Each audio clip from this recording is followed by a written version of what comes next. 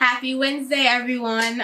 So we are back again with another social work Wednesday, child welfare Wednesday, whatever you need to call it out of those two names. Today I kind of want to talk about why I guess why I stayed in the field and why I really got in the field.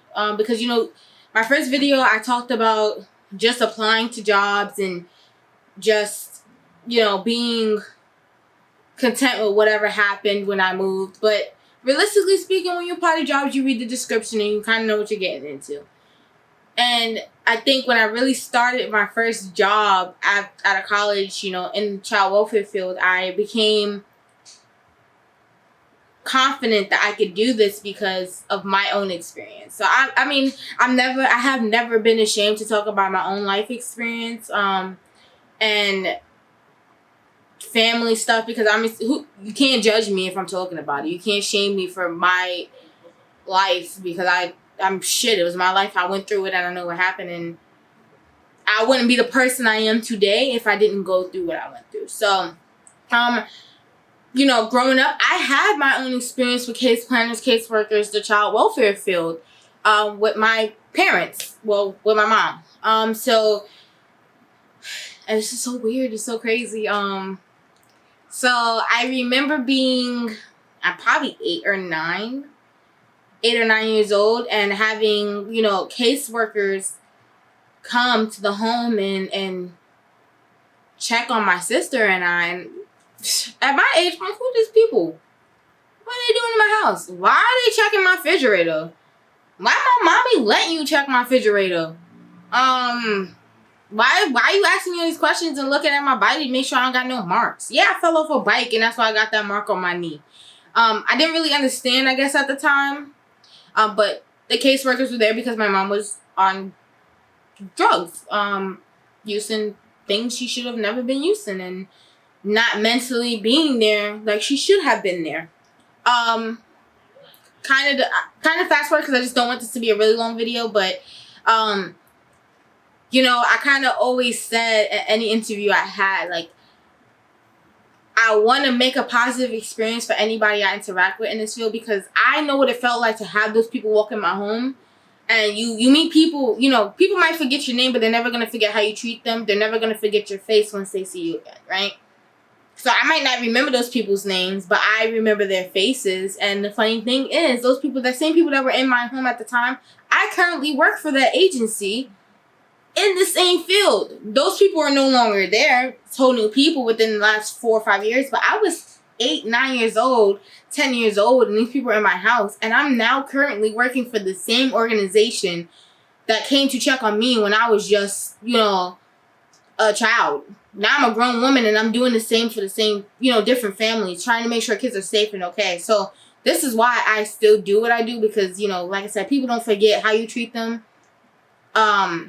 And you may forget your name, but they will always remember how you made them feel and how you treated them.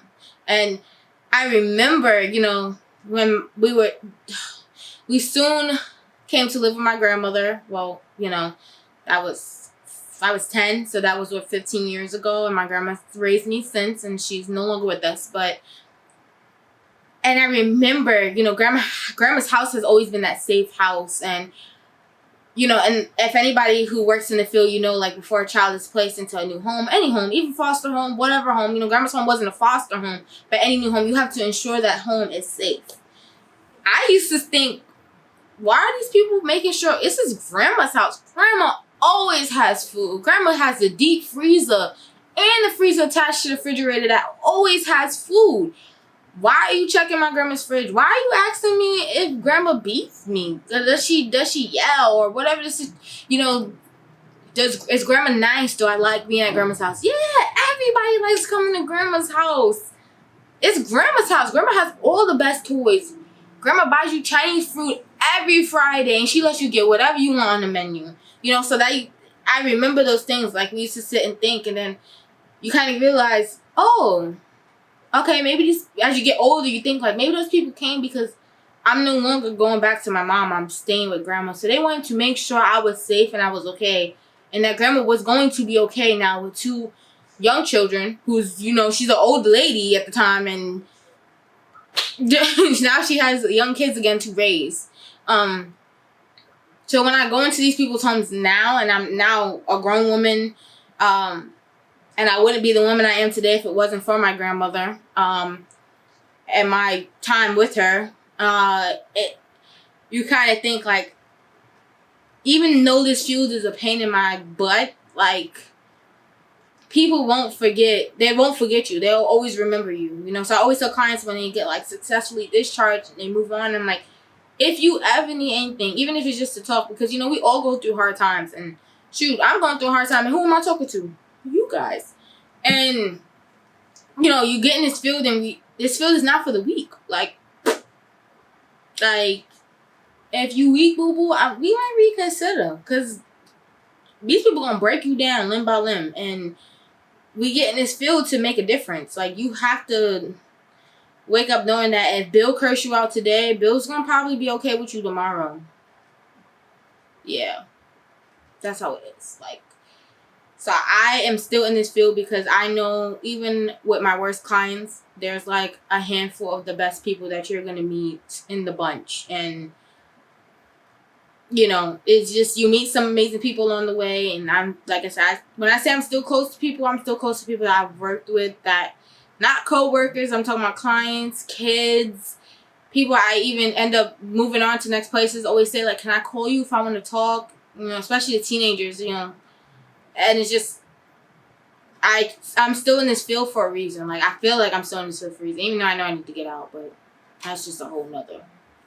But that is my experience with the child welfare field as a child. Like, going through, you know, possibly I could have been placed in foster care. Like, if my grandma wasn't there, I probably would have been foster care. My dad was in the military at the time, shipped away. Like, there was no way that he was going to be able to come back, even get a phone call to say, your children need you to come get, like, that's not how it works. So my sister and I could have easily ended up somewhere different, because that's a whole nother story. Like, you know, without the case planners and the caseworkers really pushing, and, you know, my grandma fighting for us, and, you know, telling her that she can do it, because I'm pretty sure they had to tell her, like, you can do this, like, these girls need you can do it. And it's workers like that and people like that who know and, you know, offer help. Like, they offered gifts and things to give my grandma, just to know, like, okay, here's, because, you know, you got 2 extra mouths to feed. Here's extra gift cards to groceries. Here's Christmas gifts, because my girl just retired and she got 2 extra kids. Like, these agencies, and still to this day, do a lot to help families. These agencies are not just giving out free things just because, but if they see you in need and if you really need it, there's ways for us to help. So for anybody who's watching this that isn't a child welfare, social service field, always remember that we have our positive and great moments, and people like myself who've experienced the field as a child and experienced the caseworkers and those people in the homes, I still remember, and look at where I am today. You know what I'm saying? I could have easily been a totally different person had I not had those workers or, you know, my grandmother there. You know, and still the love and support from my mom, because she's still in my life, and she didn't disappear from my life the moment my grandma got us. But she knows that we wouldn't be who we are if it wasn't for my grandma. And I might not remember those conversations that took place with the workers, the case planners, or whoever. But in order for me to be okay, and they made sure I was safe. You know, our ultimate goal is to make sure kids are safe. We're not saying parents don't make sure they're safe, but we're just an extra body to help ensure everyone's safety and well-being. So I say thank you to anybody that's in this field. Happy Wednesday. This is just my experience from that little 8, 9, 10-year-old girl to the woman I am now, and just said, like, you know, it's a domino effect. You take the blessings you get and you give it to somebody else who's less fortunate. So happy Wednesday. Thank you for watching. This was a long video, but I will see you next week, and I hope you have a great evening. Good night.